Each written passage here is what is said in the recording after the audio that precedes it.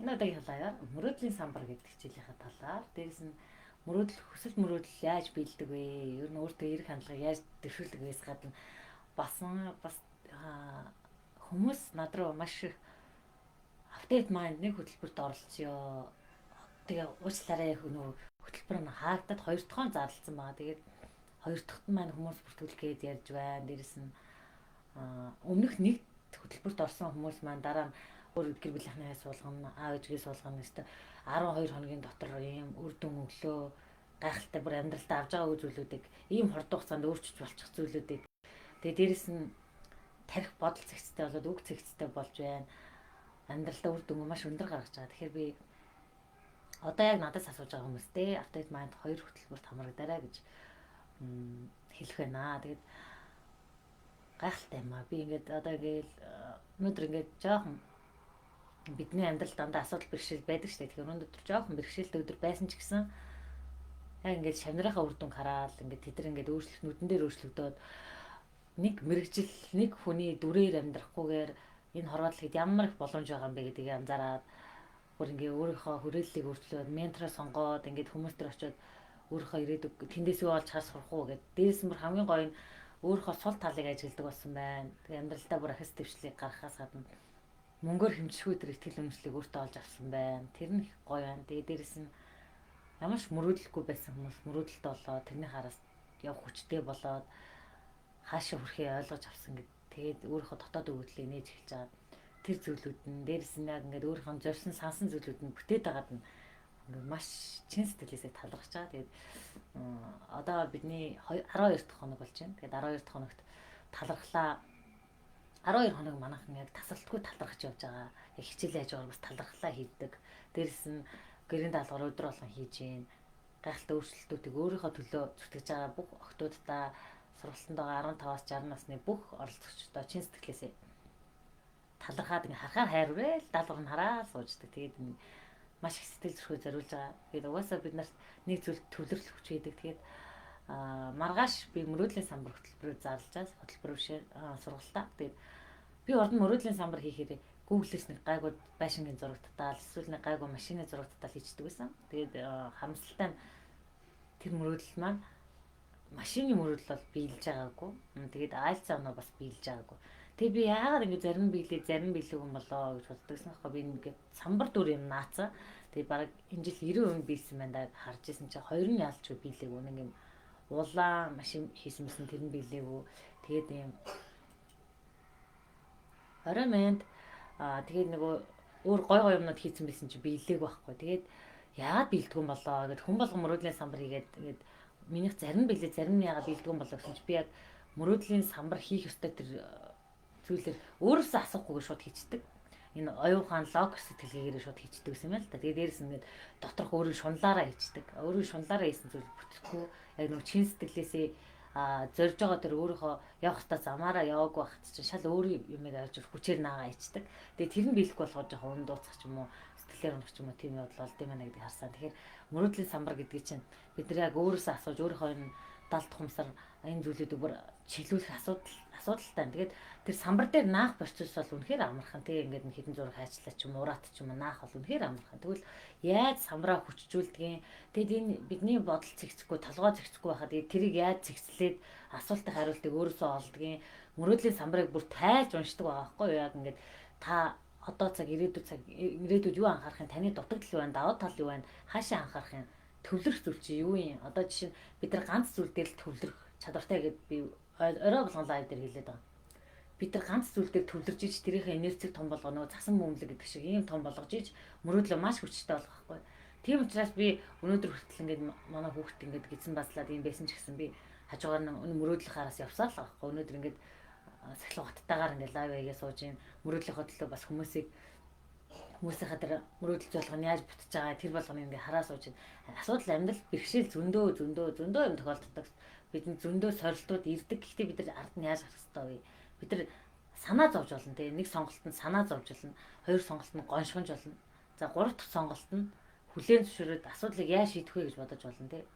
Тэгээ ийм сонголтууд байгаа. Тэгэхээр асуудлыг шийддэг хүн маань ямар ч бэрхшээлийг даваад яваад явцдаг бол санаа зовдөг.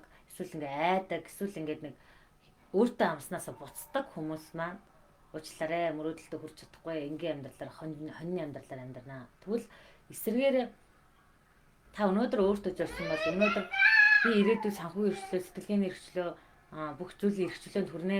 Хин нэгний доор ажиллахгүй. Дээрэс нь ингээд би хүүхдүүдээ яг дуртай газар нь аялуулдаг эрүүл мэндийн хувьд ч гэдэг баталгаатай болгомоор байна гэдэг. Эрүүл мэндийн хувьд үнэхээр баталгаагүй байгаа штэ. Одоо зөндөө жоох хүүхдэд хавдартай гэж ханд угууж юм.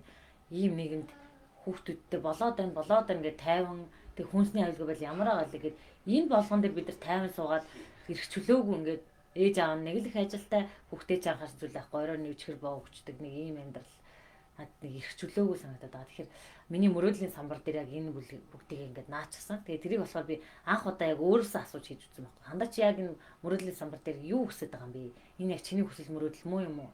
Чиний зориод байгаа зүйл ч муу юм уу гэж асууж агаад яг тэр тусгай дасгалуудаар тусгай ингээд алхмуудаар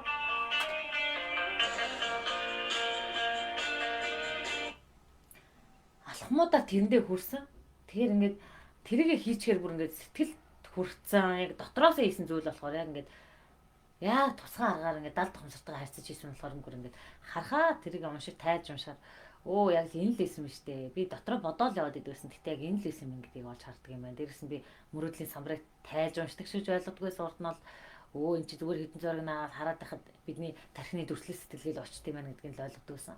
Тэгвэл энэ дүрслэл сэтгэлгээ гэдэг зүйл чи ямар агуу юм бэ? Бидний энэ нэг оюун ухаан одоо энэ лайв үзээ сууж байгаа зүгээр оюун ухаан шүүн тунгаах сэтгэлгээ гэдэг зүйл бидийг бол 5% хүрэхгүй 2% хүрэхгүй тийм жижигхэн зүйлээр бид нар амьдралаа удирдаад идэг гэж. Тэгэхээр энэ тархины 95% ажиллахаар хурдан жасар хурдан тэгээ хүчин жасар хурдтай байдгийг юу анзаарч байгаа хгүй. Тэгээд энэ зүйлийг судлаад энэ зүйлийг гүнлөө нь ороод ирэхээр ямар гайхалтай юм бэ. Тэгээд энэ баян хүмүүс чи яагаад зураг үзээд идэгин, галерей ороод үнэтэй зураг үзээд идэгин, балет сонгодог үжиг яагаад хийгээд идэгин бүгд дүрслэл сэтгэлгээ сайн хөгжүүлэхийн тулд явдаг юм байна л да. Тэгэхээр ингээд дүрслэл сэтгэлгээ хөгжүүлж иж бид нар аливаа зүйлийн боломжийг олж харахаас гадна өөрийнхөө тархинд тушаал өгч юм л да. Бид нар нэг зургийг хараад одоо жишээ нь та нэг супермаркетад орохоос өмнө орой минь орохоос өмнө нэг юм 6 зураг ч юм уу харцсан байхад заавал тэр юм очиж авч байгаа байхгүй. Тэгэхээр сонгуулийн үед яагаад олон зургнууд ингээ гудамжинд байгаад идэх юм бэ? Нэрийг чийжлүүлэхгүй бүр залхахтал их мөнгө зард юм бэ? Сэтгүүл дээр яагаад юм олон зураг гэдэг юм бэ? Бидний даал тухамсарт нөлөөлөхийн тулд байдаг аа. Тэгэхээр энэ бүхнийг хэлэх гээд байгаа маа. Тэгэхээр та мөрөөдлийн самбар хийж байгаа бол гаднаас битээ худалдаж аваарай гэж би зөвлөмөр. Тэгэхээр тэр хин нэгний мөрөөдлийн самбар ингээд хийчихсэн тийм мөрөөдлийн самбар танд тохирохгүй. Тэгэхээр харин ч бүр дотор хүн чинь энэ даал тухамсарт идвцэх байхгүй. Би энэс хийх хэрэгтэй байх чинь. Юу энэ байш энэ миний машин биш шүү дээ. Энэ машин би минийх муу юм уу? Миний зүйл ч арай өөр шүү дээ. Хин нэгний мөрөөдлийг авч наацсан. Тэгээд нэг хүсэмжит дүрээ хийцэн. Дотроос зүгээр нэг кинон дээрс хоо гэж харж ирсэн хүнийхээ зургийг нааж мацсан. Яг энэ шиг болно гэд. Эсвэл ингээд яг тодорхой яг ямар мөнгөтэй болох юм, ямар карьертэй болох юм, ямар амбицтай болох юм, эсвэл ямар аз жаргалтай болох юм гэдгээ яг тодорхой ингэж тоочны өөрөөсөө асуудаг.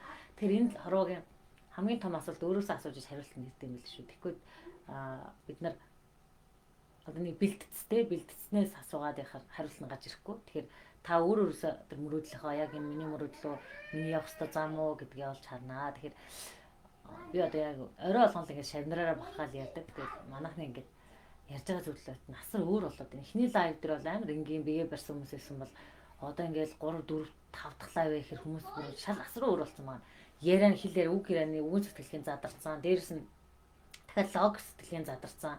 Ингээд бүр ингээд яриан бүр асар өөр олон өнцгөөс яриад дээрс нь дандаа үйлдэл хийцэн. Одоо зөвхөн лайв хийдэг үйлдэл биш. Амьдрал дээр гараад боломж хайгаад өөртөө үйлдэл хийгээд би зөвхөн ганцхан мэдлэгээр хязгаарлагдахгүй юм байна. Энэ хорооллыг дүүрэн мэдлэг боломж байдаг юм байна. Би яг тэр боломжийг олж харсан хүмүүст ойртох хэрэгтэй юм. Хүрээлэл өөрчлөх хэрэгтэй юм. Үйлдэл хийгээд явсан байхгүй. Тэр нь хамгийн чухал.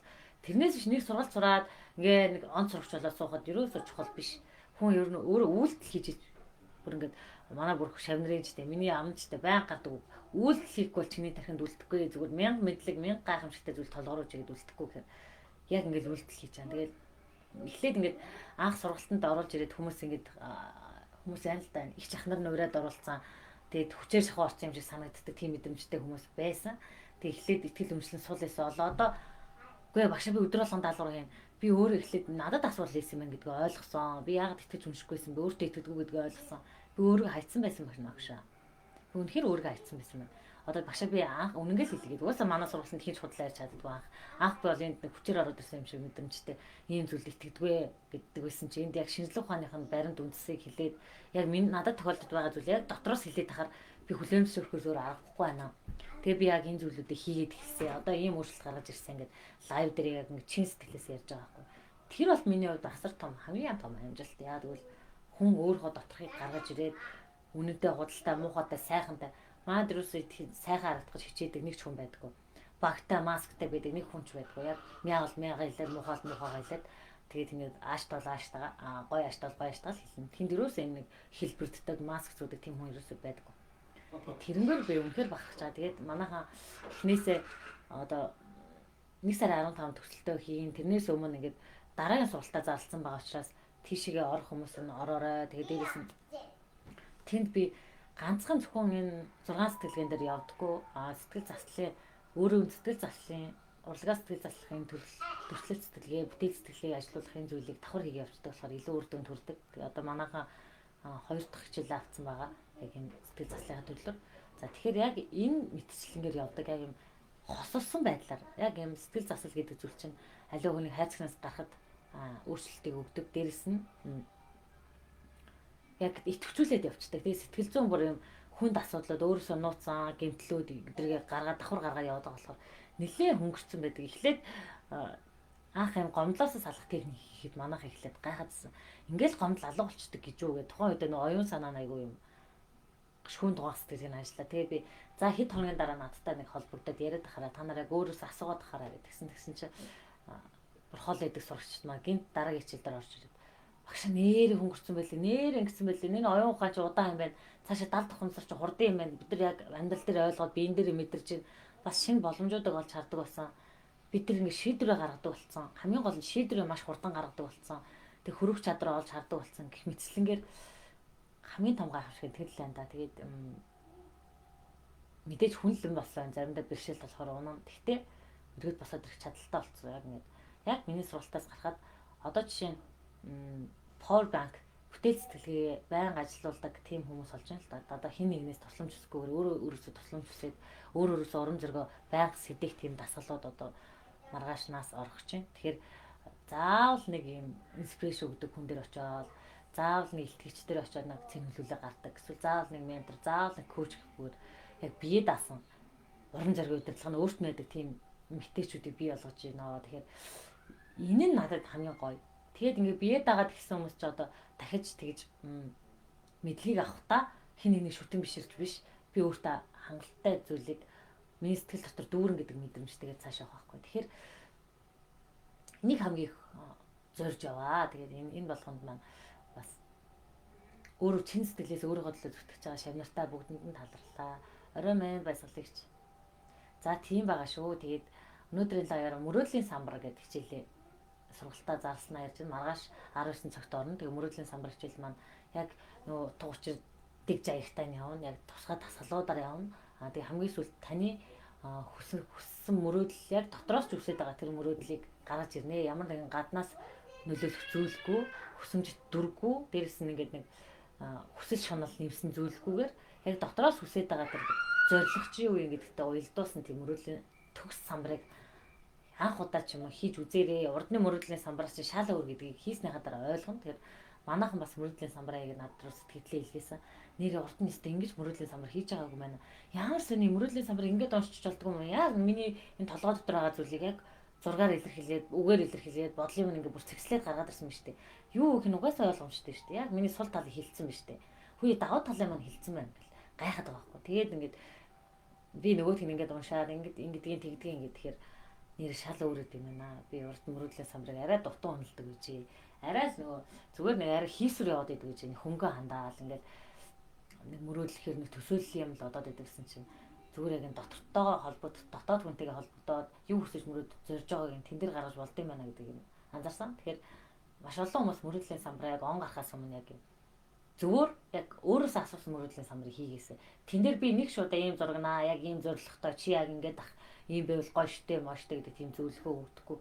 Яг өөрийнхөө дотроос асуусан асуултуудаар би нэр яг юу хүсэж байгаа юм бэ? Би яг юу зориод байгаа юм бэ? Миний цаашаа явах зүйл юм бэ? Аль нь чухал юм бэ? Аль нь чухал биш юм бэ? Баахал ийм чухал биш юмнууд авчи наацсан байдаг. Тэгээд тэрэндээ стресстэй ийм олон зорилго тавьчаа нэгэнд нь ч хүрсэнгүү гэд гомдоод идэг. Тэгвэл яг аль нь чухал ингээд өөрөөс нь ингээд асуугаа тэргээ ирэмблээд ингээд маш олон системтэйгээр явдаг. Тэгээд хамгийн сүүлд жинхэнэ нөгөө огшимын авцсан мөрөөдлөх огшимын авцсан зүйлүүдийг нааж байгаа байхгүй. Тэгээд ийм 2 цагийг өөртөө зориулаач. Яг ийм 2-4 цагийг зарцуулна хүмүүсээс шалтгаалаад. Тэгэхээр яг ийм цагийг зарцуулаад өөртөө мөрөөдлийн самбараа шинэ оноос өмнө бий болгооч. Тэгээд энэ сургалтыг сонирхож байгаа хүмүүс PM-ээр холбогдоорой. Яг нэг өөртөө зориулсан зөвхөн танд сонгогдсон зөвхөн таны дотроос гарсан мөрөөдлийн самбарыг бий болгоорой. Тэгээд маргааш 19 цагт уулзцаая. Тэгээд бүгдэнд нь амжилт хүсье. Тэгээд Update Mind 2 хөтөлбөр маань зарлагдсан. За энэ хөтөлбөрийн хүрээнд юу байх вэ гэхээр 30 гаруй техникүүд тэгээд бидний амьдралд байдаг хүнд байдаг бүхэл бэрхшээлийг даун туулах. Яг энэ тархинд л бидний бэрхшээл үүсдэг, бодолд л үүсдэг шүү дээ, тий. Тэгэхээр тэр зүйлүүдийг даун туулах шинжлэх ухаанд болоод өөрийнхөө сэтгэл зүйн үн цэнэ рүү халдаахгүйгээр жишээ нь одоо өөрийнхөө үн цэнийг олох, өөртөө итгэлээс гадна өвгөн сэтгэлгээ юунд чухал юм, яагаад чухал юм гэдэг маш олон сайн гэдэг зүйл чи яагаад чухал юм гэдгийг тэндээс харах болно. Яагаад чухал юм, ном унших яагаад чухал юм, тэгээ яг яаж ном унших юм, бичих яагаад чухал юм, яг яаж бичих юм, за эсвэл ярих чухал юм бол яг яаж ярих юм, за гэх мэтчлэнгээр за цаашаа логик сэтгэлгээ гэдэг чи юу юм, хуурамч логик сэтгэлгээ гэж юу юм, бид нар бодолтой төрнө гэж юу юм, хэн нэгэн заллиулахын тулд бид нар ямар алхам техникээр байх ёстой юм. Тэгвэл бодолд хэдүүлээ хүнд заллиулах бол зарим хүмүүс 100 сая 200 сая, зарим хүмүүс 30 сая 40 сая заллиулдаг мөртлөө эхлээд мэдчихвэл бид нар эрүүл мэндийг хүртэл алдахгүй юугаач аталтахгүй зү. Санхүү мөнгөөр чохирхгүй. Тэгэхээр эхлээд мэдлэгийг эндээ авсан хүн алдаа баг хийхээс гадна тоймтой хошиг. Дээрс нь алдаатай холбоотой алдааг тэг болгодог дасгалууд байна. Яг бол бид нар дандаа хуурамч бодолтой төөрөд том алдаануудыг гаргадаг. Нэг бол сэтгэл хөдлөлтөд автаад нэг мөнгө үрэх алдаа хийн. Эсвэл юм алдаатай бодолтой алдаа зөндөө хийдэг. Бид нар ингээд лайв үзэл сэтгэл хөдлөл тэр даруй бодолтой авалт хийгээл алдаа хийдэг. Дээрс нь алдаа хийдэг зүйлүүд маань яадаг вэ гэхээр өөрөө яг төсөөлсөн бодолсондоо жишээ нь одоо банкнаас мөнгө зээлээ бизнес эхлэндээ ястаа одоо ястаа цойлоод гараад ирэндээ гэж жаад бодлын алдаа хийдэг. Ирээдүйн мөнгийг тооцоод ингээд алдаа хийгээд тэгсэн байдаг. Тэгэхээр энэ бодол чинь яг зөв юм буруу юм уу гэдэг дээр тэр нөгөө хүнд заллиулах тал дээр энэ хүн яг их сурвалжийн зөв юм уу? Энэ хүн яг цаашаа яах юм гэдэг 5 шаттайгаар явдаг. Дараагийнх нь одоо маргааш нөгөөдрөөс орох байгаа яг хүний бүтээлч онгод гэж байдаг те. Бүтээлч онгод гэдэг нь зураг зурхаад шүлэг бичгээд эсвэл ингээд аливаа зүйл эсээ бичгээд ингээд шин зүйлийг шинээр сурхаад уян хатан чанартай байхад гэд энэ бүх зүйлүүдийг яаж бид нар нэг айтайхан шиг өдөрт 4-5 удаа ажиллаулдаг болох юм. Мөн дээрэс нь юу их гэхээр бидний хамгийн чухал ажил нь эрч хүчээ алдчихад идэв. Заримдаа ингээд эрч хүчээ байгаа л нэрээ энэ уулыг хөрчмөр усыг ч ингээд ячмаар байжснаа заримдаа бүр ингээд шалдаа буучдаг. Нэг ийм байгаад идэх те. Тэгэхээр яг энэ байдлыг яг доктортойгоор эрч хүчээ яах юм? Зарим хөөрөд байгаа үед эрч хүчээ яаж дараад нэг юм тогтун байлгах юм? Эсвэл унцсан үедээ яаж буцаад сэтгэл санаагаа буцааж ингэж өргөж энэ дээр аваачих юм? Тэгээ бодолтой хэдүүлээ ямар нэг одоо чухал сонголтуудыг чухал шийдвэрийг гаргаж ирсэн чи та сэтгэл санаагаар унцсан үедээ яг өөрөөсөө зорьсон зорилтойтой унцдаг үстэй. Одоо жишээ нь тасгал эрүүл мэнд гэхээр бид нар аягүй чухал аим залхатлаас очих юм шиг магадгүй. Тэгвэл та амьдралынхаа чухал шийдвэрийг хүргэж ирсэн чи сэтгэл санаа тиймээс болоод яг шийдвэрээ гаргаж чадахгүй сонголтоос унах тохиолдол байвал явах. Тэгвэл энийг бодоод үзээрэй. Шийдвэрээ яаж хурдан гаргаж сурах уу? Яаж сэтгэл хөдлөлт автахгүйгээр шийдвэрээ гаргаж сурах уу? Яг нөгөө саруул хоноор хандна гэж байдаг те. Сэтгэл хөдлөлөөр хандсан шийдвэрүүд дандаа алдаатай байдаг. Тэгэхээр энэ яг гэрч хүчээ яг нэг хүнд хуваарлаас урчгаар бид нар сэтгэл хөдлөлгүйгээр аливаа асуудлыг хардаг болно, шийддэг болно. Дээрс нь энд хаач байдаггүй. Одоо ингээд манай сургалтанд маш олон хүмүүс байгаа. Тэгээд тэдний хариултууд нь Монголд ийм сургалт байсан юм уу? Хаана байсан? Дандаа бид нар дандаа өнгөц зүйлийг хардаг байсан байна. Энэ асуултыг хариулт чи ийм байсан юм уу? Шинжлэх ухаан талаас нь инхээр ийм байсан юм уу? Ийм техникудаас байдгаа гэж байгаа хэрэг. Одоо би чинь маш их мөнгө төлж сурсан зүйлүүдийг тэр техникүүдээс дөнгөж 3-4 сурдаг байхад ч одоо манай техник чинь бараг 30 гаруй 40 гаруй техник болж байна. Хичээл болгон дээр 8-аас 5 техникүүд гэж бодохоор ингээд нэлээ их техник болчихж байгаа байхгүй. За тэгэхээр энэ болгонтой өөртөө ажиллаад үр дүн угаасаа гарах нь тодорхой болчихж байгаа. Яг тэгвэл бидний олж байгаа хүн болгон мөнгөтэй болохоор дэлгүүр ороод ийм арт ороход ингээд овоороо тор дүр юм аваа явж. Тэгээд тэр яг хэрэгтэй мааж өгөх хэрэгтэй мааг байгаа байхгүй. Хүн болгоныг босон болоогүй манай дэмэг аваад зүүж юм. Бусдад гоё харагдах гад хичээж юм. За тэгсэн мөртлөө яг энэ толгойд тэр бүх зүйл эргээд мөнгө олж орж ирэхгүй байхгүй. Тэгэхээр бид нарт юу эргээд мөнгө олж ирдэг вэ гэхээр мэдлэг. Тэгэхээр магадгүй нэг гой хаавас аваад амьдарч болно л доо, маш гой хаавас аваад амьдарч болно. Гэхдээ тэр хаавас танд эргээд мөнгө олж өгөхгүй байхгүй. Тэгвэл танд юу мөнгө олж, юу ирээдүйд ингэж таныг өсгөн дэвжих боломжийг олгодог гэхээр мэдлэг энд байгаа зүйл, энэ оюун ухаан сэтгэлгээ, сэтгэл зүйдээ хөрөнгө оруулсан зүйл танд эргэж мөнгө, баялаг болж ирдэг. Тэгэхээр энэ толгой дотроо баялагийг эхлэе бүтээ. Гадаад баялаг бол бид нар бүтээж болно. Угаасаа амжилт аз жаргал гэдэг зүйлийг өөрөө дотроо бүтээг явуулчихар гаднаа бий болоод явдаг бид нар мэддэг те. Тэгэхээр хүн болгоны мөрөөдлийн самбар хүслийн жагсаалт биелдэг үстэй биелдэг. Миний хүслийн жагсаалт зөндөө биелсэн. Одоо би студидтэй болох хүслийн жагсаалт өнгөрсөн 3 сард бичижсэн. Одоо тэр маань биелсэн сууж байна. Орч үеийн компьютер ингээд энэ микрофон, гэрэл, энэ чихвч гээд яг энэ зүйлүүд маань биелсэн байхгүй. Тэгэхээр бид нар энэ 70 тухамсар энэ тархиндаа юу ямар тушаалгүй бид нар бол боосно. Яг тэр зүйлийг биелүүлээл яваад байдаг. Тэгэхээр тэрийг биелэхэд нэг гайхаад ах зүйл байхгүй. Яг бид нар өөртөө тушаал өгсөн. Тэгээд тэрэндээ итгэж ядаад оюун ухаанаа нэг жоохон хоцорчоод ингээд эргэлзээл сонь зарлаа. Биелэх болоо, биелэхгүй болоо гэдэг. Тэгэхээр бид нар оюун ухаан гэдэг энэ жижигхэн зүйлийг даваад цаадаа тухамсар гэдэг зүйл рүү оруулах юм бол бүх зүйл боломжтой болчихж байгаа байхгүй. Тэгэхээр энэ бүхнийг бодоод үзээрэй. Тэгэхээр хүн яг ихтгэл үнэмшлэх ууранд амьдардаг шүү. Болон чадна бүтэн гэж явсан хүмүүс дандаа эерэг зүйл амнаас гаргаж байгаа хүмүүс яг л болцсон бүтцэн амьдрал нь сайхан дандаа амнаас нь гоё ерөөлөө үг гардаг тийм болцсон байдаг бол эсрэгээр бүтэхгүй чадахгүй тэр ч муухай энэ ч муухай хүмүүсийг муусан хүмүүс амьдралыг харуул бас л доош унжчихсан л байдаг. Тэгэхээр зүгээр яг өөрийгөө тайвшруулж амьдраад идэг юм да. Хүмүүс ингээд өөрийгөө тайвшруулж амьдрдаг. Яадаг вэ гэхээр болоо л бүтээлээ ингээд идэг. Тэгээ би бас бодлоо л та. Өнөөдөр би ингээд хүүхдийнхаа гизийг хямархад хажууд нь байж чадчаад талархаж байгаа. Би магадгүй төрийн албаагч байсан бол хүүхдээ гидс нь ингээ өвдөжсэн гүйлгэжсэн ч хамаагүй гэдэг. Ажилдаа очил хурган уншаал явна үстэй. Тэгэхээр надад эрхчлээ ямар үнэтэй юм бэ гэдгийг ойлгож байгаа. Би одоо ингээд дуртай цагтаа шагнартаа цагаад өгчөөд хичээлээ орчдөг. Өглөө яг 6-7-д ордохоор орно. Тэр өөртөө амс учраас бусад үед нь бол би өөрөө чөлөөт цагийг яг өөр зохицуулчих чадахгүй. 7 ингээ хуваараа гаргах чинь ганцаарчилсан сургалтууд ингээд нэлээд олон сургалтуудаа ингээд зохицуулцдаг. Тэгээд энэ эрхчлэлийг насан туршдаа амтлуул ямар гоё. Яг бүрийн эрхчлэлийг амтлуул ямар гоё. Ямар хинт санаа зовхгүй, мөнгөнд санаа зовхгүй тэгж амьдрал ямар гоё. Үнэхээр яг ингээд хүүхдүүд маань ирээдүйд мөнгөнд санаа зовсон мөнгөний боол биш, дуртай зүйлийг хийж чаддаг, дуртай сургуультаа сурдаг. Тэгээ би боддог байхгүй хүмүүс ингээд хэлдэг шүү дээ баян хүмүүс чинь юу яадаг гадаадаас ус жимс авчруулдаг гинэ гэх. Тэгвэл бид нар яагаад гадаадаас ус жимсийг авчруулаад тэгж амьдарч болохгүй юм бэ? Тэр зүйлүүд чинь энэ дотор байгаа шүү дээ. Энийгээ задлаа л да. Бид нар тэгвэл тэр юун дээрээ гой жимсүүд банан энтрийг авчираад эсвэл өөр гой жимснүүд юу гэдгийг тэр гадаадд халуун оронд орчаад тэр жимснүүдийг авчираад идэх. Яа тэр эрхийг өөртөө зөвшөөрдөггүй болоо. Тэгээд дэлхээр айлж нисгэх. Гэхдээ тэр нь өөр тавиад нисэх талаар яриаггүй. Яг жинхэнэ таны баялагч бүтцэн, таны орлогч хангалттай болсон. Тэгэд ерөөсө санаа зовх зүйлгүй аялдаг. Ард нь ингээд таны дансанд мөнгө орж ил байдаг. Тийм амьдралыг яа бүтээж болдго юм бэ? Пассив орлого гэдэг зүйлийг бүтээ ингээл. Одоо пассив орлого гэдгийг хүн болгонд уйлаг болцлоо л ярьж байгаа. Гэхдээ боломжтой байхгүй. Боломжтой. Би яг эхний сургалтаа зарлаад тэргээ видео олгоод яг тэгээд жижигхэн хэлбэрээр хүмүүсийг оруулж үзчихсэн.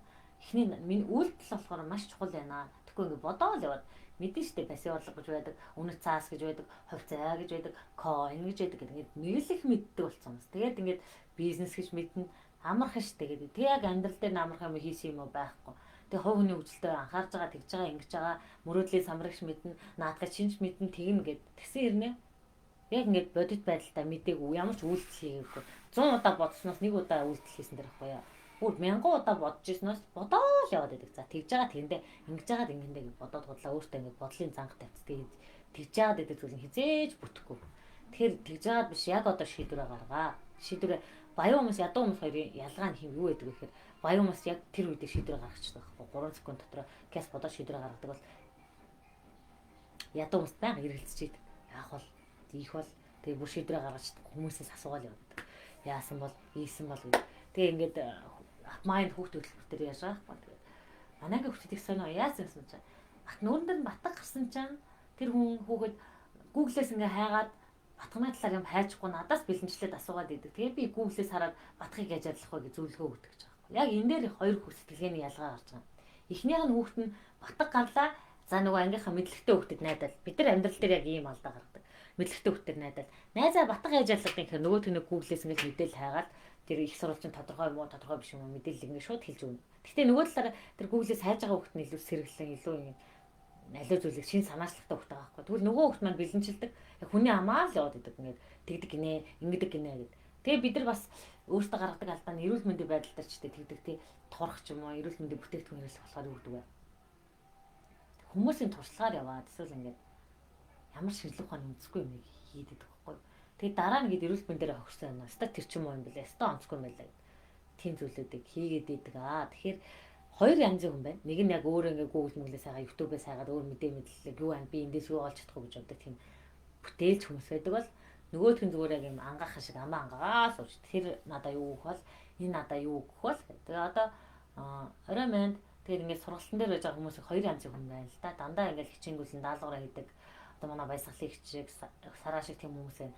Өөртөө даалгавраа хийгээд өөрийнхөө төлөө хариуцлага хүлээгээд явдаг хүмүүс байдаг бол зарим нь яадаг вэ? Орой мэнд сайн агч яа зарим нь болохоор та надаа юу өгөх юм гээд амаангаагаад бичдэг тийм нэг бэлэнчлэх сэтгэлгээтэй хүмүүс бас байдаг. Тэгээд би яг майнд хоёр хөтөлбөрийнхөө хүрээнд тийм бэлэнчлэх сэтгэлгээтэй амаангаас ангаахануудад яг бэлэн хоол байхгүй уучлаарай. Амьдрал дээр ямар ч бэлэн хоол байдаггүй. Бэлэн хоол ер нь эцэн хүн шингэдэггүй тэгээд цаашаа явдаггүй юм бид нар мэддэг тий. Тэгэхээр яг өөрөө хичээгээд нэг ширхэг будаа эдсэнтэй адилхан зүйлийг бүтээж явсан нь илүү үнцэнтэй. Тэгэхээр одоо ингээд манай хөтөлбөрт орж байгаа яг өөрөө чин сэтгэлээс орж байгаа хүмүүс үн цэнийг үүжээ авчихсан. Нэг жил хөөцөлжсэн ажлаа бүтээсэн байна. Зарим нь ингээд шинэ боломжийг олж авах гад шинэ за би нэг мэрэгчлэр хязгаарлагдах юм орлогоо нэмийгээд гадар яваад ажил хийж үтсэн байна. Зарим нь болохоор мөрөөдөл зорилгоо бий болгох гээд тэр байгаа байдлаа эргүүлээд гэр бүлийнхэнтэй нөлөөлж чадсан байна. Зарим нь бүр манлайлаад гэр бүлийнхнийг манлайлаад гэр бүлийнхээ урам зориг асаад гэр бүлээр ингээд манай сургалтанд орж байгаа хүмүүс байна. Тэгээд тэд нар маань одоо манай ихч өөрчлөгдөд байгаа болохоор бид нар яг ингээд дагаж өөрчлөгдмөр байна гэх. Тэгээд нэг юм халуун дулуур амьсгалтай дээрэс нь ямар ч тийм маскгүй шүүн нэгээ шүүсэн сончсон зүйлгүй тийм гоё дэмжлэгтэй тийм зүйл явж байгаа. Тэгэхээр update mind хоёр хөтөлмөр байна. Яг ингэж явна. Бүр илүү бас нээлттэйгээр бүр илүү тулж ажилласан.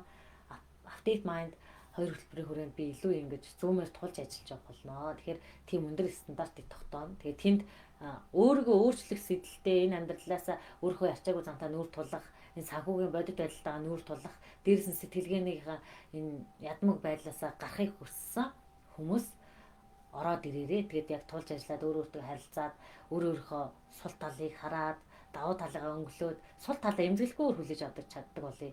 Тэг өөрийгөө дотоод шүүмжлэгчээ давъя гэд. Тэгэхээр би яг 30 хоногийн хүрээнд тэр хүнтэй тулж ажиллан дээрээс нь 4 удаагаар сэтгэл заслын үйлчлэгээ дахиад үзүүлнэ. Сэтгэл заслаас яг сэтгэл зүйн асуудлаас гарах хоёрыг дээрээс нь амжилт руу тэмүүлэх хоёр сэтгэл заслыг хийж өгнө. Тэгснээр ингээд ингээм комплекс зүйл болчихж байгаа. Тэгэхээр яг энэ бүгдийг хийж өгч чадах байна. Тэгэхээр update mind хоёр хөтөлбөрт маань зориод ороод ирээрээ. Тэгээд сая 800 мянган төгрөг зарлагдсан байгаа. Тэгээд яг ингэ мөнгөнд үг бодоод үзэхээр сая 800 мянга одоо годон гол мот хэд идэх юм бэ манайхаа. За годон гол нэг шүүп мөв чинь бас овоод хөөрхөн төгрөгтэй бах тий нэг манжуур занжуурын шүүп юм. Тэгэхээр бид нар мөнгийг бол өрчдөг байхгүй. Эсвэл нэг iPhone-ны үнэ ямар байдаг юм бэ? Тэр iPhone аваад авсны дараа утас авсны дараа үнэ нь яаж буурд юм бэ? Материалын зүйл бол тэгэл алга болчдөг. Таны амьдрал буцаад баялаг болж өгдөг. Таны шкафнд байгаа шүүпийг буцаад зархад эсвэл таны авсан зүйлийг буцаад зархад цахилгаан бараг аваад буцаад зархад тэр баялаг үүсэхгүй. Тэгэхээр хөрөнгө гэдэг зүйл чинь танд орж ирсэн цагаас танд мөнгө олж өгч гинөө гэдэг зүйл байхгүй. За тэгэхээр энэ байна аа. Тэгэхээр өөртөө хөрөнгө оруулалт хийя, өөрийгөө хөрөнгөжүүлье гэвэл эндээ л юм хийн. Тэгээ бид нар эхлээд ингэж бодоод байна л да. Гадна талтаа хийчихээ. Тэгээд хүнээс тутахгүй сайхан амьдрын, хүн сайхан харагдъя гэдэг байдлаар явах юм бол хайрын олсон мөнгөө та шал хэрэггүй зүйл зарцуулаад байна. Тэгэхээр мөнгөө авраач, энэ мөрөөдлөө авраач, өөрийнхөө сэтгэлгээг авраач, дээрээс нь бүр өөртөө эрхчлөлөө бэлгэлээч. Хүүхд чи өвдсөн үед эсвэл ганцаарцсан үед сэтгэл зүйн хэцүү үед та хажууд нь хань болж чадчихэв үү? Хань ижлэх хажууд байж чадчихэв үү? Зарим хүмүүс мөнгө олохын тулд таны ижлэх хажууд байж чадахгүй золиослж явж байгаа. Тэгвэл тэр мөнгө хаашаа ордог вэ? Зүгээр дэлгүүр хэсээд сэтгэл зүйн асуудлаа шийдэж чадахгүй шүү дээ. Дэлгүүр ороод нэг жоохон авахар стресс ирэхэд тэрэнд баярлал ийм арт руу гүгээл эсвэл энэ дэлгүүр рүү яваад энэ занг гол хизээч дуусахгүй дэлгүүр рүү очоод тайвширдаг эсвэл найзуудтайгаа хов яраа тайвширчдаг бусдыг мулаа тайвширчдаг энэ бол баг үхлийн хараалын зэг шиг яваад байна. Тэр эндээс бол хизээч гарч чадахгүй яг харахны тойрог шиг яваад. Тэгвэл эндээс гарахын тулд бид нар эрэг хүмүүстэр очие суралцах зүйлээ сурыг өөрийнхөө дутуу мяга мэдрээ Дээрс нь эго гэдэг юмнасаа салчи. Нэг дүрд хашигдгаа болчих. Зарим хүмүүс ингээд эмч гэдэг дүртэй, багш гэдэг дүртэй эсвэл ингээд нэг ухаантай профессор гэдэг дүртэй хитрхи итгээд байна. Тэгээд тэр дүр чинь амжилттай мөн хэр тэр дүртэй амжилттай туулж чадахгүй ар гэрхэн амьдрал нь хэцүү. Профессороос нь ч гэдэг агсан тавиад идэх хүмүүс ч байна. Сэтгэл хөдлөл өдөртөж чаддгүй хүмүүс байна. Хүүхдүүд нь хүссэн гадаад руу сурч чадахгүй. Тэгээд талбай дээр жагсаад явж гин. За энэ мэтлэнгээр юм хохирох сэтгэлгээтэй хүмүүс байх юм уу? Ялагч байх юм уу? Тэгээд ядуу орон турсан гэж өөрөө гонгноо сууж явах юм уу? Эсвэл одоо ингэж боломж надад байгаа ш тэгээд бодчих юм. Эсвэл гэртээ суудаг ээж эсвэл ийм нэг өөртөө нэг хохирчин дүрд оруулчаад тэрэндээ шаналаад байж явах юм уу? Эсвэл өөргөө би ялан дээлсэн эмэгтэй энэ харвагийн хамгийн том ялалт өөргөө ялан дийлэх штеп. Би өөргөө ялан дийлсэн эмэгтэй гэд бусдад туслаад бусдын асуудлыг шийдээд бусдын аз жаргал амгалан тайван байдал болоод сэтгэлгээний асуудал, орлого, мөнгө бүх зүйл дээр нь тусалж чадхаар хүн болох юм гэдэг чинь таны сонголт. Тэгэхээр яг сонголтоо игээд ороод ирээрэй. Тэгэхээр бид тэр сургалтанд угаасаа өөрийгөө ялан дийлэхэд шийдвэрээ гаргацсан хүмүүс ирэх нь тодорхой байхгүй. Зөндөө алхмыг туулчаад яг над дээр ирэхдээ шийдвэрээ гаргачихсан тийм хүмүүс ирнэ. Тэгэхээр цагаа үнэлдэг, эрхчлөөнд хүрэх цагаа үнэлдэг. Эрхчлөөнд хүрэхгүй бид нар дэндүү хоошлуулаад байна. Ирээдүй аз жаргал, ирээдүй эрхчлөөгөө өнөөдөр нэг эморт суухад хэдэн өдрийг зарцуулаад байна. Дээрээс нь эсвэл ингээд бэрхшээл санаа зовлтоор нэг санаа зовчих юм бол санаа төвлөрөхгүй байна. Би ингээд юу ч хийж чадахгүй байна. Өнөөдрийн ажил будаач юм уу? Эсвэл ингээд нэг хүн таны гомдоочхоор тэр өнөөдрийн нөгөө эрхчлөөнд хүрчихсэн санхүүгийн эрхчлөө ч юм уу, мөрөөдлийн эрхчлөө ч юм уу, сэтгэлгээний эрхчлөөнд хүрчихсэн өдөр цаг минут болгоноо золиослоод эсвэл нэг сэтгэл хөдлөхгүйхээрээ мөнгөө өөрийг гүйчээд байна. Тэгэхээр яах юм? Ирээдүйд дахиад нөгөө санхүү эрхчлөөнд хүрэх хугацаа ч ингээ хойшлж байгаа сте тансаглах тусам хойшлол байгаа штэ. Тэгэхээр ингээ өөрөөсөө цагаа улгаалаад мөнгөө улгаалаад боломжоо улгаалаад байна. Тэгвэл одоо та өөртөө яг зөрөгтэй шийдвэр гаргаад за би өстой юмнээс хойш би яг ингэж амьдрмааргүй байна. Ингээ санаа зовх зүйл их юм а. Одоо байрны мөнгө, сөөх мөнгө, интернетийн мөнгө эсвэл ингээл дуусахгүй штэ. Хэрэглээ бол дуусахгүй. Хэрэглээний боол болохгүйгээр та хэрэглээний мөнгө ч миний орлогын тэтгэл хоёр штэ гэж хэлж чаддаг тийм юм болчихвол илүү амархгүй. Хэрэглээний мөнгө маань энэ. Гэтэ надад хөрөнгө оруулалт юм байна. Миний хөрөнгө бол юм. Олж байгаа мөнгөө баас олох юм уу? Хөрөнгө олох юм уу? Таны сонголт. Тэгэхээр энэ бүх сонголтоо хийгээд ороод ирээрээ. Тэгээд нэг сарын нэг яг шинэ эхлэн гол шинэ эхлэлээрээ тэгээд 2 сарын нэгэнд дуусна. Яг 1 сарын хугацаанд ингээд ажиллаад явна. Тэгээд тэнд маш гайхалтай өөрчлөлтүүд бас хүлээж байгаа. Тэгээд Update Mind нэг хөтөлбөрийнхэн маань төгсөлтийн баяраа 1 сарын 20-доор хийн. Тэгээд өргөжлүүлээд 2-ын төгсөл тэгээд яг ингээд явах байгаа. Тэгэхээр эндээс би ч гэдэг маш олон зүйлийг сурж байна. Манай шавнар бүр маш олон ухаарлыг авч байна. Амьдралтаа нэр үгээр хэлшгүй зүйлүүдийг. Тэгээд дараагийн Update Mind хөтөлбөр заавал би ээжигээ оруулна, эхчигээ оруулна, тэрийгээ оруулна, энийгээ оруулна, үр хүүхдээ оруулна гэсэн хүмүүс бас байгаа. Тэгэхээр эндээс л яг хүний үр дүн ямар гэдэг юм бэ? Хүнд хоёр зүйл худлаа ярьж чадахгүй. Нэг нь тоо худлаа ярьж чадахгүй. Даасан дах тоо таны байгаа байдлах худал яг үнэнгээр чи хэлнэ. Дээрээс нь нөгөөт нь болохоор үр дүн байхгүй. Үр дүн үйлдэл танд хизээч худлаа хэлэхгүй. Үйлдэл хийсэн хүн хизээч мяа байхгүй байхгүй. Үйлдэл хийж өдөр болго үйлдэл хийж байгаа хүн хизээч мяа алахгүй. Ингээл дээшээ ахаал яваад байдаг. Өөрхөн айцтай нүүр тулаад яваад байдаг. Харин үйлдэл хийгээгүй бодоод байгаа юм бол унаал яваад шүү дээ. Тэгээл сурсан сураагүй дундуур тэгээл нэг итгэвтэй, нэг л их итгэвтэй, тэгээл нэг л олон зүйл рүү савчаал, нэг олон зүйлийг чаддаг. Тэгээ яг нэг зүйлдээ гүн судалсан мөхөргүй. Яг нэг зүйлийн асуугаар бас мэдэхгүй. Тэгээ би бас юм байсан. Тэгээд би одоо маш олон мэдлэгийг мэддэг гэж өнгөрж явдаг байлаа. Ингээл маш олон юм ингээл эго өндөртэй байлаа. Тэгээд ингээд ботход тэр үедээ би ингээл маш олон зүйлийг чаддаг өнгөрөөдсөн чинь нэгээд нь хийгээл яваадсан чинь миний чадах ганцхан зүйл байгаа л ойлгосон. Тэгээд яг тэр зүйлийг хийж байгаа. Тэгээд шавнартаа ч дэлдэг. Та нар ганцхан зүйл дээр нөөц боломжоо хамгийн гүнзгий хийж 10,000 цагийг зориулж байгаа. Тэгээд тэрийг орлого гэдэг зүйлийг эсвэл мэрэгжил гэдэг зүйл битээ хашигдаад байгаарэ. Тэгэхээр чи амьдралаас юу сурах юм бэ? Тэрийг сураад хаа чи. Би бол маш олон зүйлийг ингэж суралцчихсан ухаарсан. Тэгэхээр яг энэ ухаарлаа би дандаа ингэ мотивац өгөх хүмүүст ингээд өөрийгөө тайлбарлаад яваад идэгин. Яагаад ингэж ир зориг гаргаад ингэж амьдралын арчаагүй талыг муу талыг хүртэл ингэ хэлээ яваад идэх юм бэ гэхээр заримдаа ингэ гайхуулж байгаа юм шиг юм хийгээд идэг гэхээр тэр нь хүмүүст урам зориг өгдөг байхгүй. Яагаад би чинь зүгээр л ингэ юм шигтэй. Зүгээр л ингэ ээж, зүгээр л ингэ та нартай адилхан хүүхдээ өсөж байгаа. Гэртээ суудаг ээж. Гэхдээ би цаг хугацааны үнцнийг ойлгоцсон юм байна. Тэрний тийм болохоор ээжүүдэд яг тийм сөрөг хандлагатай биш хар хүнцгөө өөрчлөөд эерэг болгоод энэ чинь хөрөнгө оруулалтын цаг, өөрийгөө өөрчлөх цаг ийм бодолд хэдүүлээ нөхрөөсөө илүү цаад алсыг хардаг бид нар байж чадхаар байна шүү дээ. бид нар тэр болцоо байна. Өөртөө итгэж тэртээ тэргүй нэг л амьдрна гэж ярьдаг. Нэг л амьдрах юм чинь тансаглаад өгөх юм биш ээ. Нэг л амьдрах юм чинь бүр тансагласан шиг тансаглаад өгөх хэрэгтэй гэж бодож байна би. Яг тэгвэл орой манд яадаг вэ гэхээр бид нар нэг амьдрна гэд өнөөдөр ийм арт ороо тор дүр юм аснаа. Тэгээд дуусч байгаа байхгүй юу. Тэгвэл яг санхүү эрхчлэлээр хүрснээ дараа та тэр дэлхийн дэлгүүрээр тортоогоо хийсэн үү, тэр булгаан өмснө үү, шүүпэ өмснө үү, эсвэл ингээд гоё юм а зүүн үү, тэр алмазар бие бүрнө таны сонголт. Тэгэхээр тэр хүртлээ нэг жоохон гүрэж сэтгэл зүйн төвчээртэй байя. Сэтгэл зүйн тэр сэтгэл хөдлөлөө өдөртөг чадвартай байя. Өнөөдөр бүсээ чангал сурах хэрэгтэй байхгүй. Бүсээ чангал тансаглалт донтохоос өмнө тансаглалт донтож одоо ингээд орлого өсгөөр зарлага өсөөл тансаглаа л гэдэг. Одоо нэг урд нь нэг савгаар угааж болоод байсан л гинт нөгөө биеийн сав таалагдгаал үнэтэй сав болоод ингээ хэрэглээний марафонд орчдөг. Тэгээд энэ хэрэглээний марафонд ч сүлдээ сөхрөн штий. Тэгээ олсон мөнгө сүлдээ яг ингээд санхүү эрхчлэл орсон мөхөгүй. Нэг их мөнгө олдог тэгээ байхгүй. За тэгээд нэг их мэдлэг сурдаг үйлдэл байхгүй. Зөндөө ном уншсан, зөндөө сургалт, зөндөө л мэддэг, зөндөө л ухаантай эмэгтэйчүүд нөхрөө төвчж амьддаг. Нөхрийн талаар зөндөө юм уншсан. Гэхдээ би амьдралдаа хэрэгжүүлж чадаагүй. Эрүүл хооллолдог. Гэхдээ амьдралдаа хэрэгжүүлж чадаагүй. Тэгвэл тэрийг сурах ямар хэрэгтэй? Хоосон мэдлэг яг хинт хэрэгтэй юм бэ? Хэрэгжүүлэхгүй л тэр хоосон мэдлэг хинт ч хэрэггүй байхгүй. Гэхдээ хэрэгжүүлэх гэдэг нь тийм амархан биш. Тэг хэрэгжүүлж чадахгүй болоод хүмүүс ингээд 10 хүний 9 нь бодоо сууж байгаа. Нэг хүн хэрэгжүүлдэг байхгүй. За боли 100 хүний нэг нь бүр яг бүрэн төгс хэрэгжүүлдэг. 90 нь зүгээр ангаагаа сууж идэг. Нөгөөдөл нь хийсэн болоод явж идэг. Тэгвэл энийг бодъё л та хэдүүлээ. Үйлдэл хийж аргана гарал та. Зарим хүмүүс батгай арилгаад үр дүн гаргачаад батг арилгах хүмүүсийг олон хүнд зааж өгөө тэрийг баялаг болгоо мөнгө болгоо явж байна. Зарим хүмүүс тарган байж байгаа турлаа гэ тэрнгээр баялаг болгоо явж байна. Тэгвэл танд ямар асуудал байгаа? Тэрийг шийдээд зарим хүмүүс ингээд гэр бүлийн харилцаанд асуудал үүсээ тэрийг шийдээд ингээд баялаг болгоо явж байна. Гэх мэтлэнгээр ямар сэтгэл зүйн асуудал эсвэл амьдралд нь чухалдж байгаа өөр ямар асуудал байна. Гэтэ бүхэл зүйл сэтгэл зүйтэй очиж холбогдож байна л да. Мөнгө ч юм уу юу ч юм уу таргалт турах ч юм уу хоол ч юм уу бүх зүйл сэтгэл зүйтэй орж байна л да. Тэгэхээр ингээд яалтчгүй бид нар сэтгэлийн гэмтэл гэдэг зүйлийг арилгахгүй бол та ингээд дотроо бул харч болов угаасан идээтэйгээ дахиж шин юм сураад нэмэргүй гэдгийг хэлнэ. Яг бол таны тарих зэгцрэхгүй байхгүй. Дандаа тархин дотор чинь сөрөг бодлоод хавц өөрөөсөө нууц сөрөг ийм файлууд байгаа.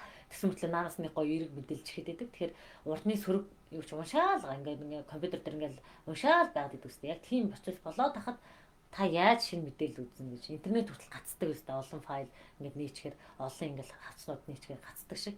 Тэгэхээр таны ажил амьдрал ямар байна? Яг ингээд би шавнартаа ингээд амьдралдаа яг хаана хий иргэдэг асуудал ч яг хаана байгаа ингээд бид нар асуудлыг өөр газар сайгаа яваад идэг.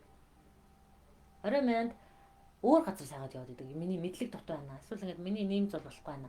Харилцаа болохгүй байна. Ингээд зөндөө юм хайгаад яваад идэг. Тэгвэл яг асуудлын төв нь хаана байгаа юм бэ гэхээр энэ сэтгэл зүй дотор бүр хадгалагдсан мэдээлэл дотор байдаг байхгүй. Тэгээ тэрийг хайж олдог, ийм дасгалуудаар ажилладаг. Миний асуудал энд байсан юм шүү дээ. Би аач хичээсэн юм аа. Тэгэл амжилтанд хүрэхгүй ингээл яарад исэн. Тэгэл ингээд зөндөө дандаа яаж хичээсэн унаад исэн. Энэ ямар учиртай юм. Тэгээ яг одоо яг гацчихад байгаа. Би бол зөвхөрсөн зөрсөндөө хүрсэн. Тэгсэн мэт яа ингээд гацчихад байгаа юм би. Одоо ямар ч бүх зүйл утгагүй юм шиг. Эсвэл ингээд би юм авсан болохоор сэтгэл хандсан мэдрэмжтэй байгаад байгаа юм. Тэгсэн мэт би мөнгөний боол хэвээрэл байна. Та ингээд бодоод үзье л да. Тэгээ зарим хүмүүс гоё ингээд байр машин ингээд мөрөглөө самбар дээр нааж тэрийг авчихаар сэтгэл нь ханаад. За одоо хүний хэрэглээ цөм бүрэн болчлоо. Одоо цаашаа явах вэ? Тэгвэл тэрнээс чинь том сэтгэдэг хүмүүсээс суралцах хэрэгтэй шүү дээ төлөө тий. Тэгэхээр энэ бүхнийг энэ мөрөглөө самбар маань яг зөвхөн нэг хэсэг нь харин апдейт майнд хөтөлбөрөөр нэлээд том зүйлийг Харвардын Ховард Гарднергийн хүний судалгаан дээр одоо дэлхийн том сургалтууд тэрнээс ихээ авдаг. Маш олон хүмүүс тэр нөгөө баяа ядаа хүртэл тэндээс ихийг авсан байна.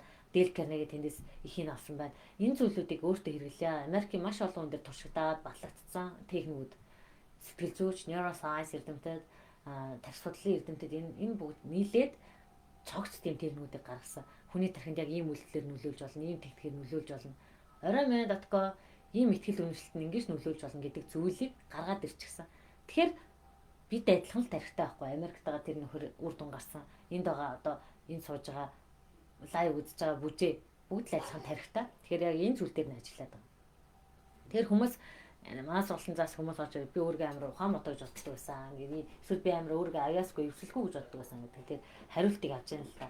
Зарим хүмүүс өөргөө ухаан мото гэж боддог. Зарим хүмүүс өөргөө биеийн тамирын аяасгүй эсвэл зарим хүмүүс ингээд би өөргөө амар өвсөлгүй гэж боддог байхгүй. Тэгээд тэгсэн чинь тэр бүх талыгаа ингээд миний тархины аль хэсэг нь сул өгчсөн. Тэрдээ холбоотой юм шүү дээ. Тэрнээс би мяа биш. Би зүгээр тэр хэсэгтэй л ажиллаагүй юм. Тэгээ би зураг зарч чаддаггүй. Тэгвэл би зураг хэсэгтэйг ажиллаагүй юм байна. Тэгээд анханасаа төрөхтэй бидэнд нэг өгөгдөл өгд юм. 6 сэтгэлгээнээс нэг нь даваа чанартай ээж аваасаа өгөгдсөн байт юм. Тэрнтэйгээ ажиллаад яваа ингээд цааш нь явуулах юм байна. Нөгөө 5 сэтгэлгээгээ хоршуулаад бүр комплекс супер 500% хамгийн багадаа таны тархины хүчин чадлыг 500% өргөхөөр тийм дасгалууд байдаг. Хамгийн багадаа шүү. Яагаад гэвэл яг ингээд нэг сэтгэлгээн дээр ихэд 5-аас 8 дасгалтай, зарим нь 10 хэдэн дасгалтай байгаа. Эхлээд 3 чиглэл явж байгаа, дараа нь 8 дасгал гэдэг ч юм. Эхлээд 5 чиглэл явж байгаа ингээ дасгалуудтай. Тэгээ дээрэс нь кейсээр баяжуулдаг, түүхээр баяжуулдаг. Тэгэхээр тухайн хүн дээр нотлогдсон зүйлийг ярьдаг гэсэн. Ерөөс нь хийсвэр төсөөллийн од мод шиг тийм зүйл ярьдаггүй. Яг энэ нотлохоон дээр түүх гэдэг зүйл чинь хүний тархинд 80-аас дээш хувьтай үлддэг байхгүй юу? Тийм учраас бид нар багтаа үлгэр сонсч үзчихсэн шүү дээ, тий. Тэгэхээр хүн түүх ерөөсөө кейс ерөөсөө мартагддаггүй. Тэгэхээр би ингээд дандаа ингээд лайваараа кейс түүх ингээд яриад хахад хизээч мартахгүй гэсэн. Дээрээс нь миний сургалтын арга барилаар явуулсан тэр маань би ингээд угаасаа нэг хөгжилтэй зантай байхгүй. Тэгээд ингээд яг дотроо бодоод байгаа зүйлийг илэрхийлэхдээ ямар үг хэлэхээс санаа зовдоггүй. Ерөөсөө хүнд юу гэж хэлэгдэх бол гэдгээс санаа зовхоос илүү би яаж хэлвэл энэ хүнд хүрэх вэ гэдэг талаас нь өргөдөг. Тэгэд яг ингээд дотор хүнтэйгээ ингээд ярилцаад ингээд гаргаж байгаа зүйл маань шал өөрөөр хүрдэг хүмүүс тэгээд сэтгэл хөдлөл үүсгэж хүрхийг үлддэг. Нээгүүл энийгээд өөлөөлаад тэгсэн зүйл маань бидний тархинд насан турш хадгалагдана. Тэгэхээр миний сургалтанд суусан зүйлийг хүн хизээж мартахгүй. Надаас салаа явсан ч вэ нүү? Эсвэл өөр амжилтанд хүрсэн ч вэ нүү? Тэр хүмүүс хизээж мартахгүй байхгүй. Тэгэхээр яг энийг хэлж чадах байна. Тэгэхээр ингээд сургалтууд авсан хүмүүс байна. Айгуу сонио би ингээд ямаа яриад үжих таны сургалт ингээд толгоор орж ирээд байдаг багшаа. Таны арга техник нэг л өөр юм. Тийм. Тэгээд дээрэс нь хүн тухайн үедээ босод хүнд юу гэж харагдчих бол гэж санаа бодолтой эсвэл багшд таалагдсан бодолтой сургалтанд суух юм бол тэр хүн анхаарал нь хоёр хуваагдчихсан учраас юу ч сурж үлдэж чаддаггүй. Нэг нууцсан тэр юм. Та бодолтой нэг коуч ч юм нэг менторт очоод нэг шавийн дүрт тоглоо. Тэгээд дээрэс нь ингээд тэр хүн таалагдах гэдэг ухаантай царайлаа лог сэтгэлгээг ажиллуулсан. Бусад сэтгэлгээг унтраацсан ингээд байж байгаа хүн нэг багшд юу ч хэлүүлэх бол би энийг яаж байгаа бол гэдэг нэг таалагдчихсан нэг ингээд бодол дотроо төөрөд байгаа хүн чинь анхаарал нь хоёр хуваагдчихж байгаа учраас угаасаа л дараа нь тэр нь үлдэхгүй. Тэгвэл миний сургалтын дээр орж ирсэн хүмүүсийн давуу тал нь юу гэдэг вэ гэхээр тэд ямар ч анхаарал зөвхөн сургалтаар төвлөрдөг. Энэ багш нэг юм байна гэж араасаа сончх нь битэл эсвэл намайг мундаг гэж шүтдэггүй. Тийм учраас тэд нар ингээд яг ингээд анхаарлаа төвлөрүүлээд яг сурах гэсэн юм асуудаг. Тийм учраас үйлдэл олгоод орлогоо нэмэгдүүлэх гээд явсан байна. Менторууд олох гээд явсан байна. Эсвэл ингээд гэр бүлдээ өөрчлөлт оруулаад өдрөө орой болгон дасгалаа хийгээ явсан байна. Би тэгээд хоёр янзын техникээр үздэг. Нэг нь болохоор орой манд манай шарнар ихэнх нь орж ирсэн тийм. Нэг нь болохоор дандаа юм сэтгэл хөдлөлөөр ажилласан техникээр явдаг. Нөгөөх нь дандаа цэгийн дардаг. Би нэг дандаа хор шарын малтаа цэгийн дараад байдаг тийм техникээр яваад байдаг. Тэр энэ бас нөгөө сургалтын арга барил байхгүй. Хүмүүс заримдаа ингээд толгойг нэлээд тахаар сурахгүй шүү дээ. Та ингээд хөөрхөн шүү сайхан шүү гэж илүүлээд байвал улам л ингээд дээш яваад байдаг. Тэгвэл яг сул талын нүүрэн дээр нь хилж чаддаг. Гэтэ эмзэглүүлэхгүйгээр. Нэрээ надад ийм асуудал байгаа нэрээ тийм гэл тэрхээс биш багшуудаа арай итрэх юм а гэж хэлэх хүн нэг ч байна. Тийм аргыг бас хэрэгэлдэг. Тэгэхээр энэ болгоныг ингээд хүчжүүлээд тийм өөрийнхөө арга барилыг гаргаснаас гадна би өөрөө бие оноогоо судлаач мэрэгжлийг товчхон тайлбарлал таны хурууг тайраад буцаад ургуулах энэ ковидын вакцины хийдэг энэ дэлхийд бүх шинэ нээлтийг анагаахын төлөө шинэ нээлтийг хийж байгаа биологийн төлөө шинэ нээлтийг хийж байгаа хүмүүс бол бие оноогоо судлаачид. За тэгээд энэ зүйл маань даваа тал нь би энэ тарих гэдэг зүйлийг судалсан. Тэгэхээр энэ шинжлэх ухааны үндэс дээр нь ингээд сэтгэл засал гэдэг зүйлийг ингээд хооронд нь холиод инновац үүсгээд тийм зүйлийг гаргаж ирсэн байгаа. Тэгэхээр миний суур мэргэжил надад даваа талыг олгосон. Яг бол анагаахт 5-6 жил сураад ингээд мэргэжил нараас та 6 жил ингээд сурч байхдаа тэр олон мэдлгүүдийг авсан байна. Тэгвэл одоо мэдлэгээ би амьдралынхаа туршлагын сэтгэл зүйн эмгэг гэмтлүүдийг яаж эмчлээд ингээд өөрөө арт нь гаж өөрөө ялан дэлж болох вэ? Тэр олон гэмтлүүдийг би өөрөө арт нь гараад бутыг хүлэмжшөрөд хэнийг ч уучлах чадхаар өөрөө хүлэмжшөрж хайрлах чадхаар хэнийг ч хайрлах чадхаар тийм хүн болж чадсан юм чинь би яг бусад эмгэгтэйчүүд ингэж болохгүй гэж гэдэг санаа орж ирээд ингээд яг энэ сэтэл зорилгын хүрээнд яваад байгаа. Тэгэхээр ингээд та нараа бодоорой шинжлэх ухаан суур дээрэс нь ингээд хүний яг ингээд дотоод хобби дээрэс нь бас ингээд нэг арааны шүүс алгарна, амтар шүүс ялгарна гэдэг энийг хэлэхэд зарим хүмүүс ойлгохгүй ч магадгүй. Заримдаа ингэдэг ямар ажил хийхээр цаг хугацаа бүр ингээд би ингээд ажил хийж байхдаа цаг хугацааг анзаардаггүй. Одоо жишээ нь би ингээд яриа сууж байхдаа хүртэл цаг хугацааг анхаардаггүй. Өөр зүйл ерөөсөө сатаахгүй 100% төвлөрөөд хичээлээ заадаг. Яг энэ чадвар маань хэрэг болдог сургалтын явцад. Нэг хүнтэй ярилцчихвэл яг нэг хүнтэй төвлөрөл заана. Өөр юм хандаа мандагийн талаар би өөрөө хотлоо тэр хүний талаар бодгоос илүү яг тэр хүний ярьж байгаа амнаас гарч байгаа үг биеийн хилэмж тэгээ дээрэс нь дотроо юу бодож санаж байгаа ингээд тэр болгоныг ингэж орж өгдөг. Тэгээ тэр болгоно илүү хүрдэг гэж би бодоод байгаа. Тэгээд Шавнар маань ингээд өөрийн хүсэл дээрээ талархлаа илэрхийлээд постууд оруулж өгсөн байлээ. Ингээд өөрийнхөө өөрчлөлтүүдийг бас хуваалцаад өдөр болгон хуваалцал нэр ингээд байгаа нэг сонио би бүр ингээд суглаанд хойцсон талархаад байсан чинь тэгээ улам талархам зүйлүүд бий болсон. Нэрээ багшаа ингэсэн бүтэн нэг жил хөөжилтөд бүтээг ажиллабар өнөөдөр бүтчихлээ. Багшаа нэг сонио. Дээрэс нь багшаа ингэсэн чинь ийм гой зүйлүүд болоод нэг сонирн байгаа. Би урд нь ингээд бүх юм удаашраад дээрэс нь миний сэтгэлгээж гацсан юм шиг байгаа гэсэн чинь одоо ингээд хурдны замдаар орчих юм шиг заримдаа ингээд ах юм аа. гэдэг тийм гайхамшиг бүтээдэг. Тэгэхээр би гайхамшигтай бас биш. Тэр хүн бас өөртөө тархин дээр ажиллаж байгаа. Тэгэхээр би нэг стенгийн хажууд нь алив чи хийгээд байх гэдэг үү. Тэр хүмүүс өөртөө хийж идэг. Тэгэхээр хамгийн сайн сургалт юу вэ гэхээр таныг өөрөө хийлгэж байгаа сургалт өстэй. Танад би ингээд хийлгэж чад хажуугаас яваад гэх юм бол би байхгүй тохиолдолд та бие даж чадахгүй шүү дээ. Тийм тий. Би яваад өгөхөр яах юм бэ? Тэр хүмүүс ингээд дахиад ингээд одоо хинээс сурах уу гэдэг юм. Тэгэхээр яг өөртөө сурах арга барилаа суулгаж байгаа. Бүр ном унших арга барилаа суулгаад хэдэн жил насаараа ном уншиж байгаа хүмүүс нэг номны ард гарчаад байна. Тэр бол амжилт тахгүй. Та нар биштэй амжилтыг амар томор боддог гэсэн. Заавал дэлхийн тайз майзар боддог гэсэн. Одоо л амжилт бол айгүй жоох. Тэр бүлтэй хүүхд рүү нэг ууралгүй байх бол амжилт. Хүүхдэрээ хайрлагдах бол нэг амжилт. Нөхөртэй хайрлагдах бол хамгийн том амжилт. Хүлээн зөвшөөрөх бол гэдэг бол хамгийн том амжилт. Дээрэс нь нэг 20 ном уншсан байх ч тэр чинь амжилт тахгүй. Бид нар жижигхэн зүйл дээр баялаа л ингээд урам аваад цааш яваад хахад нэг бид том зүйлээ ард гарч байгаа хгүй нөгөө казин арга шиг. Би яг энийг өөртөө хэрэгжүүлсэн байхгүй. 9,000 сургалт зарлчаад 90 хоног ингээд тэндээ ажиллаад ингээд 1 сар ажиллаад дараа нь ингээд 60 хоног ингээд хянаал зуршил бүтээх гэл 9,000 төгрөгтэй хад би мөнгөний төлөө биш. Би яг эндээс юу сурах вэ гэж яваалсан. Тэндээ итгэл яваад байгаа байхгүй. Тэгээд одоо өнөөдөр сая 800,000 би сургалтаа зарлаж байна. Яг бол энэ үн цэнийг би сурсан. Учраас яг нэг итгэлтэйгээр хуваалцах чадна. Тэгээд дээрэс нь би энэ шинжилгээ ухаанд суурилсан техникүүд тархин дээр суурилсан бүх судалгаа нотлохоотой зүйлийг хэлж байгаа учраас энэ өөртөө итгэлтэй ярьж байна. Дээрэс нь өөрийнхөө сургалтын арга барилд итгэж эхэлж байна. Яг бол Шавнарын маань үр дүн гайхалтайгаас гадна тэр хүмүүсээ өөрийнхөө маскгүй болж байгаа юм. Дээрэс нь ингээд өөрийнхөө нөөц боломжид итгэж эхэлж байгаа ингээд уран өдөр алга урам авдаг. Ингээд өдөр алга ингээд даалгаврууд ингээд харахаар би ороолгон хүмүүсээ даалгавар хийгээл коммент бичээл ингээд хараад бичсэн зүйлийг хараад ярьж байгаа зүйлийг сонсоод хахаар шал өөр болоод байгаа байхгүй. Тэгэхээр тэр бол тэдний амжилт. Бас дээрэс нь би нөлөөлж чадсан да. Би бол сэтэл зорилгыг өгөх хэрэгтэй юм шүү дээ. Тэгэхээр тэр хүний оронд гарын бариад юм бичүүлдэг хүн биш. Тэр хүний оронд утсын бариад лайв хэлүүлдэг хүн биш. Би тэрний оронд боломжийг олж харгээд годомжоо дагуулж явдаг хүн биш.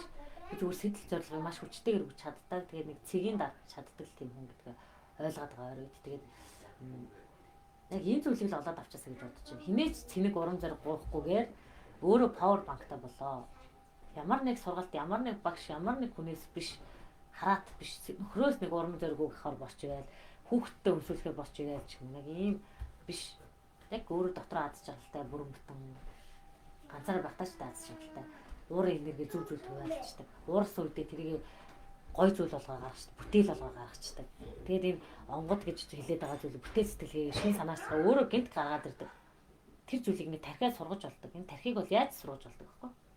Тэгэхээр энэ бүхнийг бас хэлэх байна. Тэгээд өнөөдрийн лав ингээ өндөрлөө. Тэгээд мөрөөдлийн самбар хичээл маань ороод ирээ. Мөрөөдлийн самбарыг ном ёсоор яг өөрөөсөө асуугаад хийн.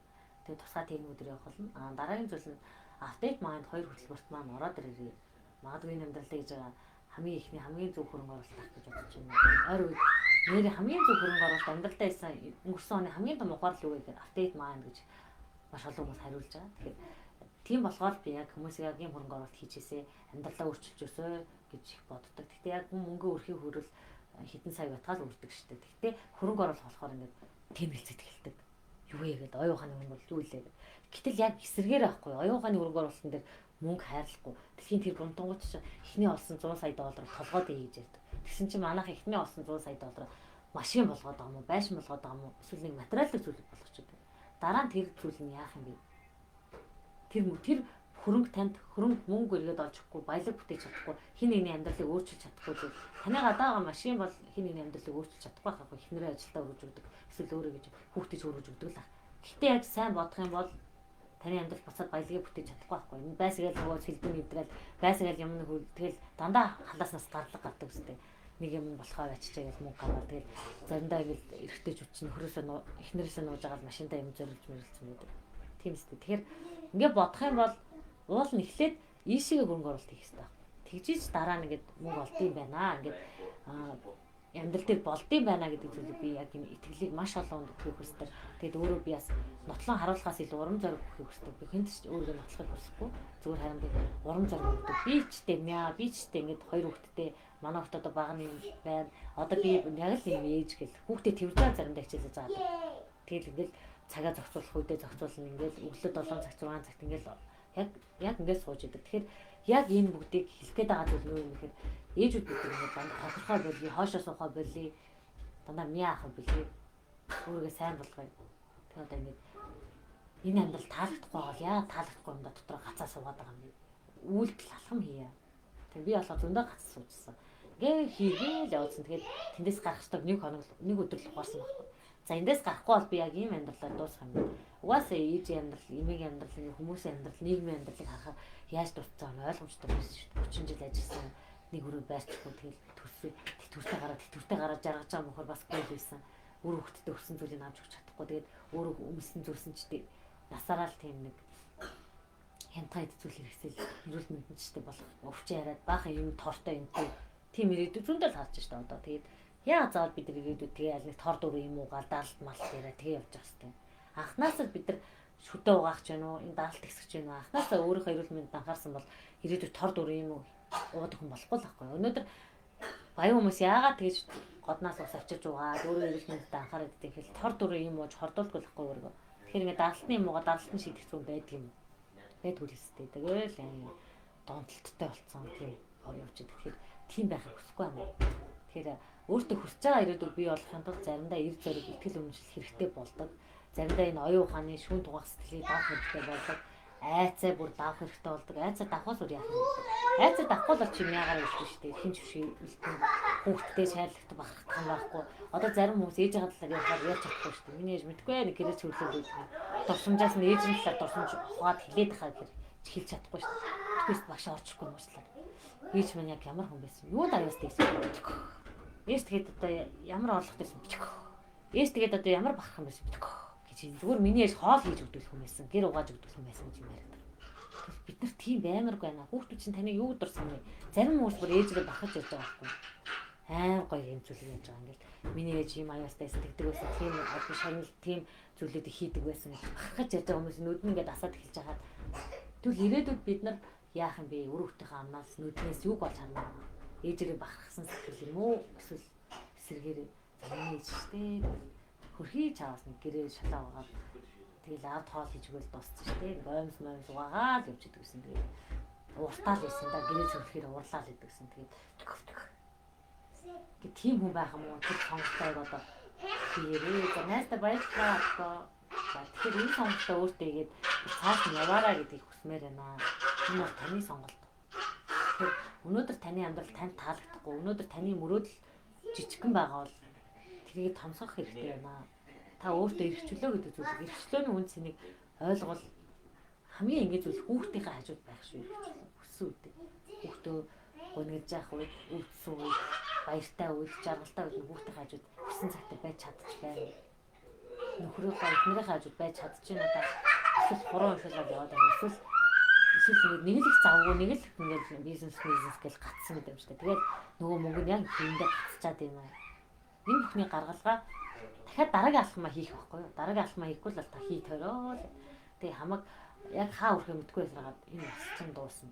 Тэгэхээр энэ бүхнийг хийх гэсэн юм аа. Тэгээд амжилт хүсье. Энэ сайн гэсэн бүхэндээ баярлалаа. Тэгээд файтаас нас хүмүүстээ баярлалаа. Над харагдчих. Тэгээд орой цагаан өнгөрүүлээрээ бид нар өнөөдөр Сахилга Баттай цагаа зориулахгүй нэг цагаа зориулахгүй ирээдүйд ирэх чөлөөний нэг цагаа хасч байгаа гэдэг өдөр болох юм байна.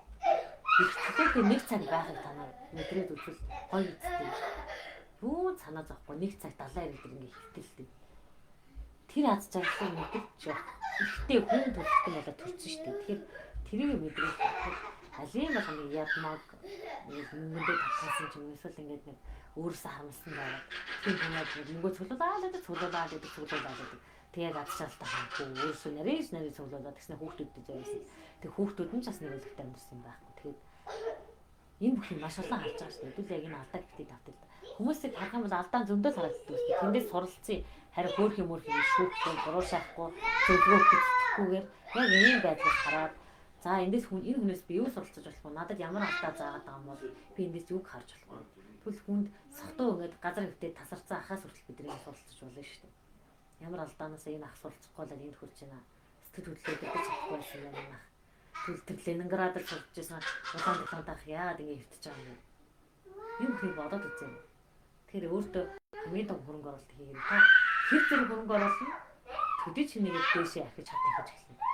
За энийг хэлэх байна да. Тэгээд өнөөдөр лав ингээд өндөрлөе. Тэгээд маргааш 19 цагт мөрөөдлийн самбар сургалтаараа уулзцай. Тэгээд бүгдэнд нь амжилт хүсье. Яг өөрийн хүссэн, өөрөө чинь дотроос гарсан цор ганц мөрөөдлийн самбарыг үүсгэх гэхгүй. Хин нэгний мөрөөдлийг ажиснах хэрэг байхгүй. Тэгээд сэтгэл хөдлөлөөр хандах хэрэг байхгүй. Сэтгэл хөдлөлөөр шууд ингээд нэг юм таалагдсан гол юм логик сэтгэлээ тархиныхаа хэдхэн хувиар шийдэх юм байхгүй юм. Энийг бас хэлэх байна. Тэгээд бүгдэнд амжилт хүсье. Сайхан амраарай. Оройр сайхан өнгөрүүлээрэй.